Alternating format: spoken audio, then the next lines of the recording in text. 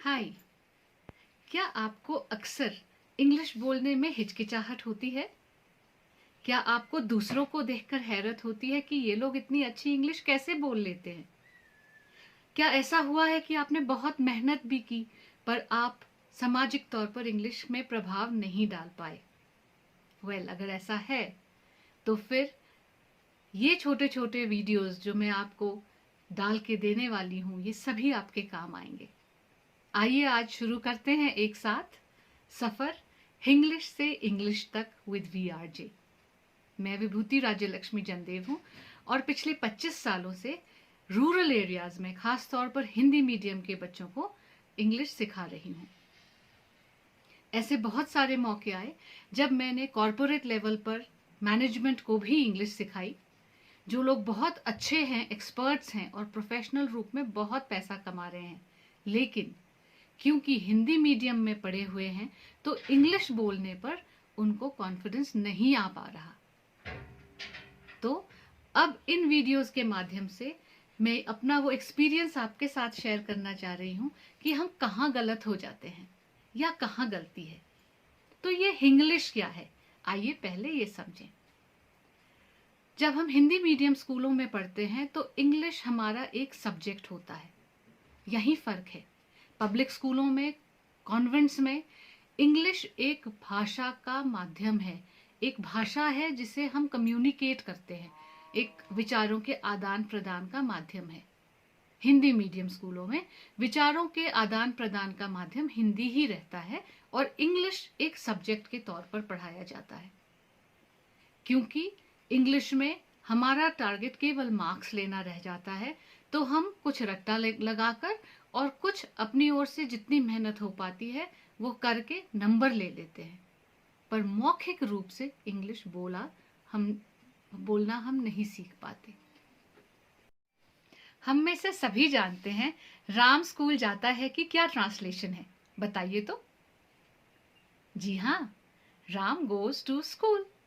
लेकिन जो लोग यहाँ से यहाँ तक भाषा लाने में हिंदी से इंग्लिश की ट्रांसलेशन की आदत रखते हैं, उन लोगों से मैं पूछना चाहूंगी, आप ऐसा क्यों नहीं कहते राम स्कूल गोज इज? इसलिए नहीं कहते कि ये राम गोज टू स्कूल वाक्य आपको बचपन से रटा हुआ है। लेकिन जब हम कन्वर्सेशन करते हैं, जब हम बातचीत करते हैं, वार्तालाप करते हैं, तो अक्सर हमारे दिमाग में पहले हिंदी बनती है और उसी हिंदी के आधार पर हम इंग्लिश की ट्रांसलेशन कर देते हैं। यही ट्रांसलेशन की प्रक्रिया यहाँ से यहाँ तक के बीच में गलती हो जाती है। हिंदी के नियमों को इंग्लिश के शब्द देकर जब हम बात करते हैं वही हिंग्लिश बन जाती है। तो अब क्या करें? इसका पहला स्टेप है कि हम आइडेंटिफाई करें और आप अपने आप से पूछें कि हमें जितनी इंग्लिश आती है उसमें से हम हिंग्लिश कहाँ कहाँ बोलते हैं। जैसे आपको हर समय नए व्यक्ति से मिलने पर या हर रोज नई परिस्थिति में एक दूसरे को ग्रीट करना अनिवार्य है। तो पहली चीज, क्या हमारी ग्रीटिंग जो है वो हिंग्लिश तो नहीं? हिंग्लिश के दो तरीके हैं जिससे वो पहचानी जाती है। एक गलत उच्चारण यानी गलत प्रोनाउंसिएशन और दूसरा गलत वाक्य, राइट। साथ ही साथ एक तीसरा जो भाषा का बहुत ही इंपॉर्टेंट पार्ट है और हर एक भाषा के लिए प्रयुक्त होता है वो है टोन। अगर हम सुबह सुबह किसी से मिल रहे हैं तो हम कैसे कहेंगे?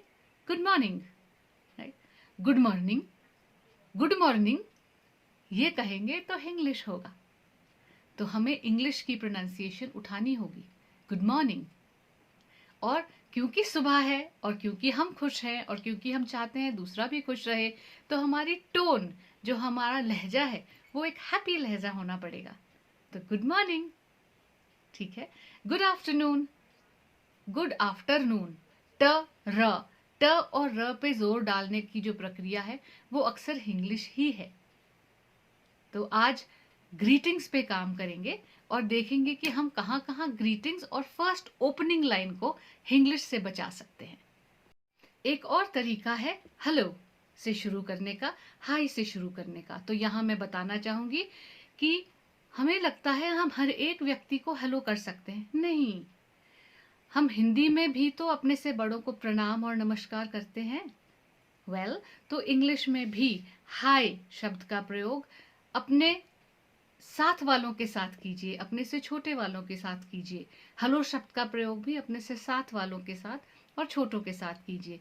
बड़ों के लिए good morning, good afternoon, good evening, आगे सर, मैम, और उनका या तो सर नेम आप अगर जानते हैं तो, जैसे good morning mister Sharma, good morning sir, good morning ma'am, इस तरह से उन्हें संबंधित कीजिए।